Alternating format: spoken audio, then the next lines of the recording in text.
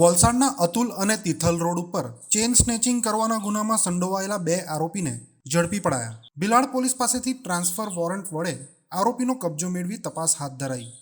વલસાડ શહેરના તિથલ રોડ ઉપર રાત્રિના સમયે ચાલવા નીકળેલી બે મહિલાઓને ચેઇન સ્નેચર ગેંગના સાગરીતોએ ટાર્ગેટ કરી હતી, જે પૈકી એક મહિલાનું ધ્યાન ચૂકવી મહિલાના ગળામાં પહેરેલી સોનાની ચેન સ્નેચિંગ કરવાનો પ્રયાસ કર્યો હતો. જાગૃત મહિલાએ તાત્કાલિક ચેન પકડી લેતા ચેનનો એક ટુકડો મહિલાના હાથમાં જ રહી ગયો હતો, જ્યારે આરોપી અડધી ચેન લઈને ફરાર થઈ ગયો હતો. ઘટનાની જાણ વલસાડ સિટી પોલીસની ટીમને થતાં સિટી પોલીસની ટીમે ઘટના સ્થળની આજુબાજુના સીસીટીવી ફૂટેજ અને ટેકનિકલ સર્વેલન્સ અને બાતમીદારોની મદદ લઈને તપાસનો દોર આગળ વધાર્યો હતો.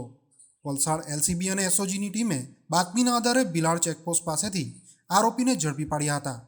વલસાડ સિટી પોલીસની ટીમે ચેન સ્નેચિંગ કેસમાં ઝડપાયેલા બંને આરોપીઓના ટ્રાન્સફર વોરંટ વડે આરોપીઓનો કબજો મેળવી આગળની તપાસ હાથ ધરી છે. ડુંગરા વિસ્તારમાં બાઇક ચોરી કરી વલસાડના રૂરલ અને વલસાડ શહેરના તિથલ રોડ ઉપરથી વૃદ્ધાઓને ટાર્ગેટ કરીને બાઇક ઉપર ચેઇન સ્નેચિંગ કરવાના ગુનાઓને અંજામ આપનાર સક્રિય ગેંગના બે સાગરીતોને વલસાડ એલસીબી અને એસઓજીની ટીમે બાતમીના આધારે બે સાગરીતોને ઝડપી પાડ્યા હતા. વલસાડ સિટી પોલીસ સ્ટેશનમાં આવેલ તિથલ રોડ ઉપર એક ઋષિકેશ એપાર્ટમેન્ટ આવેલ છે. એ ઋષિકેશ એપાર્ટમેન્ટની સામેનો જે રોડ છે એની પર બે મહિલાઓ રાત્રે 9 વાગ્યાની આસપાસ ચાલવા નીકળી હતી. જે મહિલામાંથી એક મહિલાની ચેન સ્નેચિંગ થઈ હતી અને મહિલાએ પ્રતિકાર કરતાં પોતાની ચેન પકડી લેતા અડધી ચેન એના હાથમાં રહી ગઈ હતી અને અડધી ચેન સ્નેચરના હાથમાં જતી રહી હતી. અને ત્યારે પણ લોકોએ એનો પીછો કર્યો, ત્યારે જે ચેન સ્નેચર હતો એણે હથિયાર જેવું કંઈક બતાવી દીધું, જેથી લોકોએ પીછો કરવાનો માંડી વાળ્યો હતો. જેની ફરિયાદ દાખલ થતાં વલસાડ પોલીસે તપાસ હાથ ધરી હતી.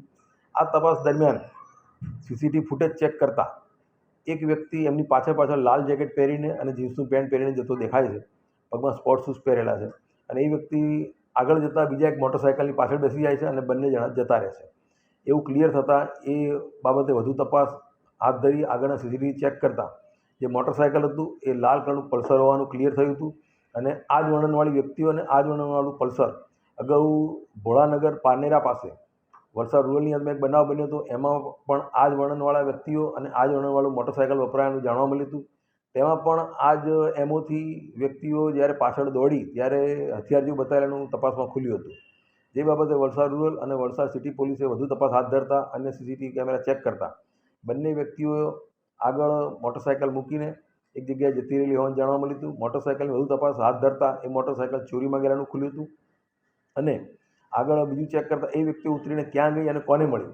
જે દરમિયાન એ વ્યક્તિ જે ચેન સ્નેચરો છે એ બીજી બે વ્યક્તિને મળતા જણાતા એ બંને વ્યક્તિને પૂછપરછ હાથ ધરતા આ ચેન સ્નેચરોની ઓળખ થતી થઈ હતી.